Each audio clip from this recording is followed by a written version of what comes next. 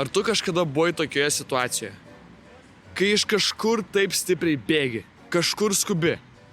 Tu spaudi tą nelemtą paspauskite ir luktelkite mygtuką, tačiau jisai nepasispaudžia.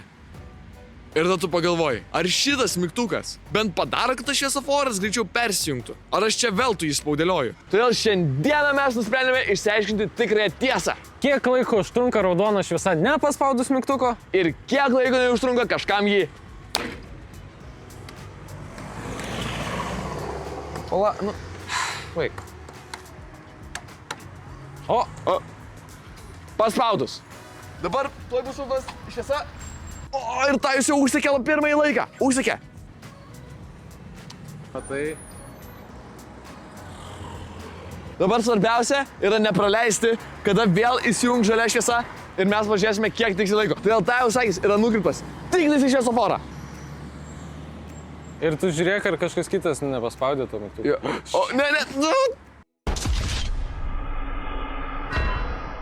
Tai ką, moteris kitoj gatvės pusėje paspaudė mygtuką, todėl mes nebegalim patikrinti, kiek užtrunka raudonas spalva, niekam nepaspaudus. Nauja strategija yra tokia, kad vienas iš mūsų, kai bus žalia, perės į kitą gatvės pusę ir saugos, kad niekas, ir aš kartoju, niekas nepaspausų to mygtuko. Dabar jau aš esu kitoj gatvės pusėje ir dabar yra raudona spalva, tą jūs užsekė laiką ir mes saugosime, kad niekas nepaspaustų šių mygtukų. Toliau! Nukreipk savo akis į šviesoforą, kad nepraleistum žalios! Mykolai, gali pasakyti, ką jis man pasakė? Žiūrėk į šviesoforą. Ai, okei. Lock in, mate!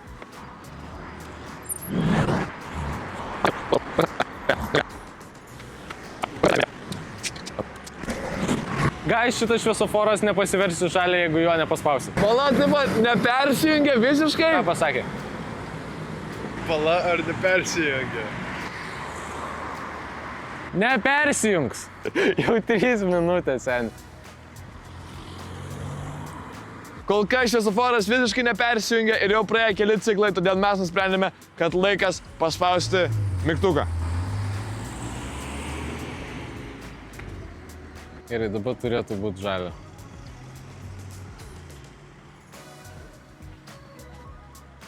Ir...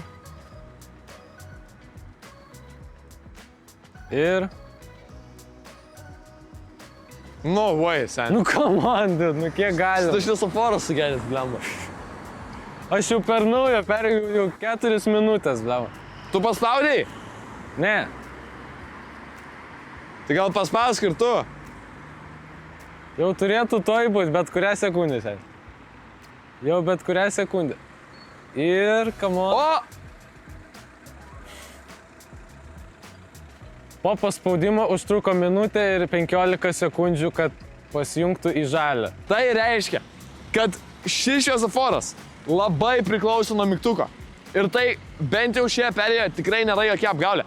Jeigu jūs nepaspausite mygtuką, jisai išvis nepersijungs. Bet man tai yra crazy, nes...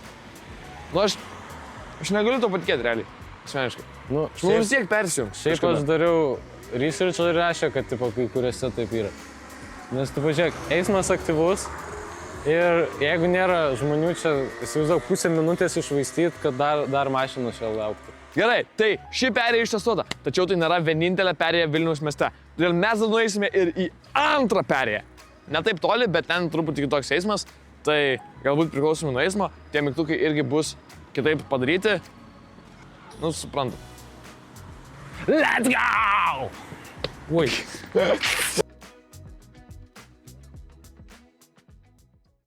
Čia mes jau galime sakyti pasidavėm. Bet po to pagalvojom ir nepasidavėm. Mes atėjome iki antros perėjos, kitoj pusėje yra žmogus. Bet mes nežinom, ar jisai paspaudė šitą mygtuką. Nežinom. Tai reikės per naują daryti. Čia mes jau galime sakyti pasidavėm. Dabar yra raudona spalva ir tą jūs jau nuėmė laiką. Ir kai tik persijungs, tą jūs nuėmė laiką. Plius 2 sekundės, minutė ir 7. Bet dabar aš bėgu atgal. Ir dabar mes jau paspausime abudu tuos mygtukus. Tą jau nuėmė laiką. Taip. Paspaudėjai? Dabar jo. Aš irgi paspaudžiau. Laukiam.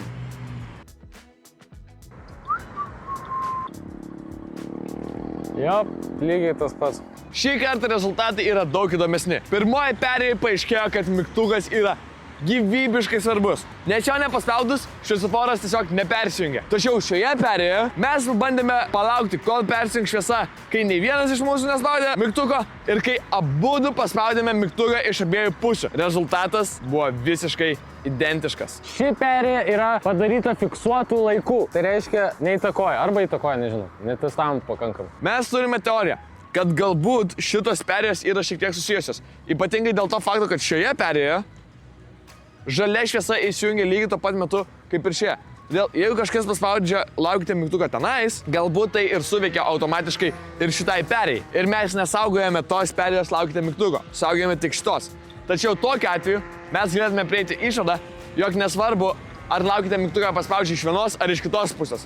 Vienas laukite mygtukas jau duoda signalą visoms perėjams. Arba bent jau tai vienai perėjai. Tačiau jeigu taip nėra, tuomet šitoj perėjai laukite mygtukas yra visiškai psichologinis triukas ir skirtas tam, kad jūs tiesiog paspaustumėte ir tikėtumėtės, kad tada greičiau kažkas ateis ir tiesiog turėtumėte lik ką veikti ir jūsų smegenys galvoja, kad o dabar bus greičiau. Gal dar kartą paspaudžiate ir tiesiog taip greičiau praeina laikas. Tai yra visiškai psichologinis triukas.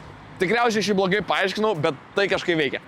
Diena jau beveik pasibaigė, mes ištestavome net 2 perėjos, turėjome visiškai skirtingus rezultatus, todėl prieiname išvadą, jog viskas priklauso nuo pačios vietos ir pačios perėjos. Mygtukai gali būti labai veiksmingi ir labai reikalingi, taip pat gali būti visiškai nereikalingi ir tiesiog kaip psichologinis triukas. Šį kartą video užbaigsime čia, tačiau jeigu jūs norite, kad mes ištestuotume 10 visokiausiose skirtingose Vilniaus vietose esančių perėjų mygtukus, pakomentuokite šiame video, kad norite, jog tai padarytume ir tada galbūt mes tai ir padarysime. Tai žodžiu, galite susikurti daug fake accountų, prikomentuoti ir tada mes padarysime. Jeigu gausim 10 laikų, padarysime antrą dalį. Ne. Per mažai. Jeigu gausim 100 laikų, tada padarysime antrą dalį. Arba 10 komentarų.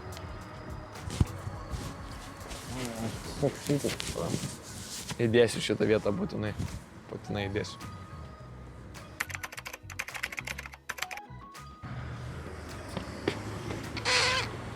Gerai. Gal. Einam.